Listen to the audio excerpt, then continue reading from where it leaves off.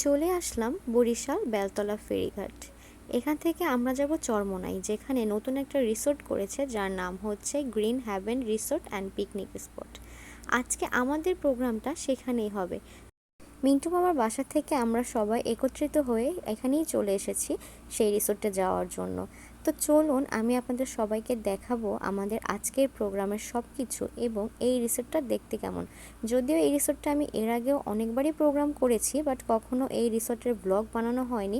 But আজকে আমার মনে হলো যে আমাদের বরিশালে যে এত সুন্দর একটা রিসোর্ট আছে সেটা আপনাদের দেখানো উচিত, তাই আমি আজকের এই ব্লগটা তৈরি করলাম। দেখি দেখি দেখি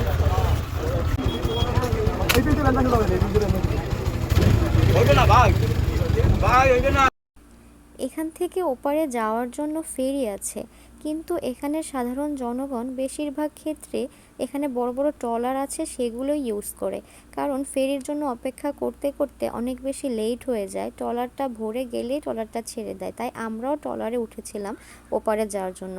কারণ আমাদের প্রোগ্রামটা ছিল সকালবেলা আর আমাদের রওনা দিতে দিতে একটু লেট হয়ে গিয়েছিল, তাই ট্রলারেই রওনা দিয়েছিলাম ফেরির অপেক্ষা না করে।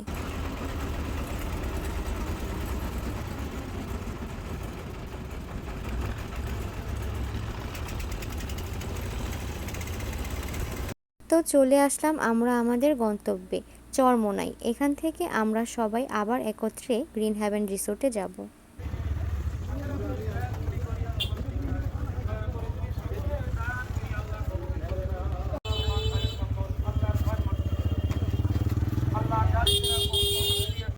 গ্রিন হ্যাভেন রিসোর্টটা এই ফেরিঘাট থেকে বেশি একটা দূরে না। এখান থেকে আসলে অনেকে ভ্যান ইউজ করে, অটো ইউজ করে, আবার রিক্সা যা আছে এখানে সেটাই ইউজ করে। তো আমরাও ঠিক সেভাবে করেই ওখানে চলে গেলাম। তো যেতে যেতে দেখলাম যে রাস্তায় অনেক মানুষই ওখানের উদ্দেশ্যে যাচ্ছে, মেবি আজকে তাদেরই প্রোগ্রামটা। যদিও আমি তখন শিওর ছিলাম না, কিন্তু যাওয়ার পরে দেখেছি যে হ্যাঁ, এটা তাদেরই প্রোগ্রাম ছিল। তো আমরা আস্তে আস্তে চলে আসলাম গ্রিন হ্যাভেন রিসোর্টে। তো চলুন আপনাদের আমি একটু এই রিসোর্টটার ভিউটা ভেতরে যাওয়ার পরে সবাইকে অল্প অল্প করে দেখাই। এই রিসোর্টটায় ঢুকতেই এই যে রোডটা দেখছেন, এই রোডটা আমার কাছে খুব ভালো লাগে। আমি এখানে যতবার প্রোগ্রাম করেছি এখানে দাঁড়িয়ে কিছু না কিছু ছবি তুলেছি, আর সেই ছবিগুলো আমার বেশ পছন্দের ছবি। সেই জন্য এখানে আসার সাথে সাথে আমি বেশ কিছু ছবি তুলে নিয়েছিলাম। এটা হচ্ছে আমাদের আজকে স্টেজ প্রোগ্রামের। বৃষ্টির জন্য এখন পর্যন্ত স্টেজটা পুরোপুরি তারা করতে পারেনি, একটু পরে বৃষ্টি থামার পরে করবে। আমরা আজকে আছি বরিশালের Green Haven Resort and Picnic স্পটে। এখানে আমরা অনেক প্রোগ্রামই করেছি। এই হচ্ছে আমাদের আজকে স্টেজ। এই স্টেজে আমরা আজকে গান করব। এটা হচ্ছে বরিশাল ব্রোজমোহন কলেজ, মানে বিএম কলেজের ইংরেজি ডিপার্টমেন্টের প্রোগ্রাম। তো আজকে তাদের সাথেই থাকছি আমরা। আলহামদুলিল্লাহ আমরা খুব সেফলিভাবে এখানে পৌঁছিয়েছিলাম। তো আমরা যাওয়ার পরে দেখলাম যে ইংলিশ ডিপার্টমেন্টের যাদের প্রোগ্রাম ছিল ওরা আমাদের আগে ওখানে পৌঁছে গিয়েছে। তো এই হচ্ছে আমাদের বরিশালে চরমোনাই অবস্থিত গ্রিন হ্যাভেন রিসোর্ট।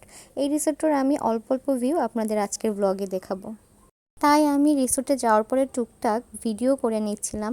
আসলে আমরা খুব সকালে রওনা দিয়েছি, সেই জন্য আমাদের প্রচুর ক্ষুধাও লেগেছিল। আমরা সবাই মিলে তখন একটা চায়ের দোকানে গিয়েছিলাম চা খাওয়ার উদ্দেশ্যে, আর চায়ের দোকানটা রিসোর্টের মধ্যেই ছিল।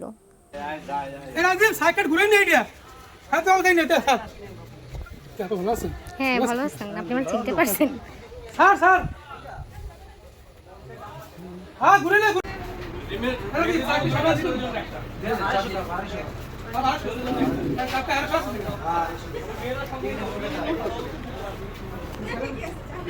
তাই তো। হ্যাঁ, এই যে তোমার তো দুইটার মনিটরের কথা বলছিলাম, ভুলে গেছে না?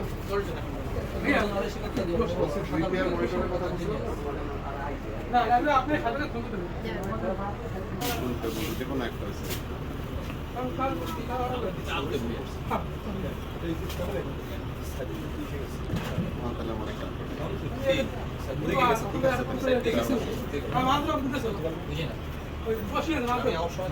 চা খাওয়ার পরে আমরা একটু বের হয়েছি ফটো সেশন করার জন্য, যেহেতু এত সুন্দর একটা প্লেসে এসেছি ছবি না তুললে তো নয়, আর আমি তো এমনিতেই একটু ছবির বেশিই পাগল।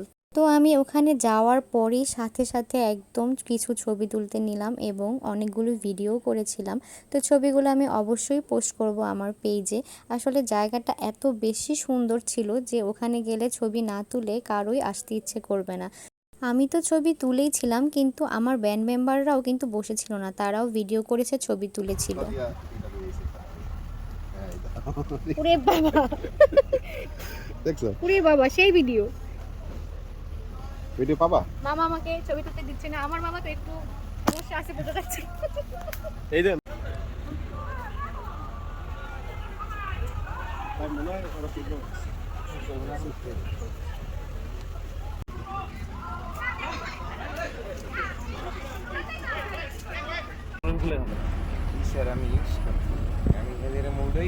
এখন যাচ্ছি আমি মেকআপ নিতে, মেকআপের রুম, ওইখানে যাব মেকআপের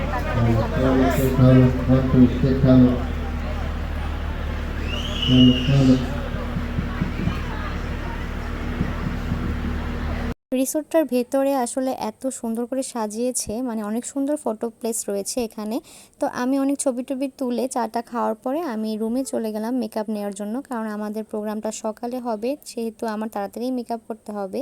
তো আজকে আমি এই ব্লগটার এতটুকুই দেখালাম, নেক্সট ব্লগে দেখাবো আমাদের প্রোগ্রামের পরবর্তী অংশ। সবাই ভালো থাকবেন, আল্লাহ হাফেজ।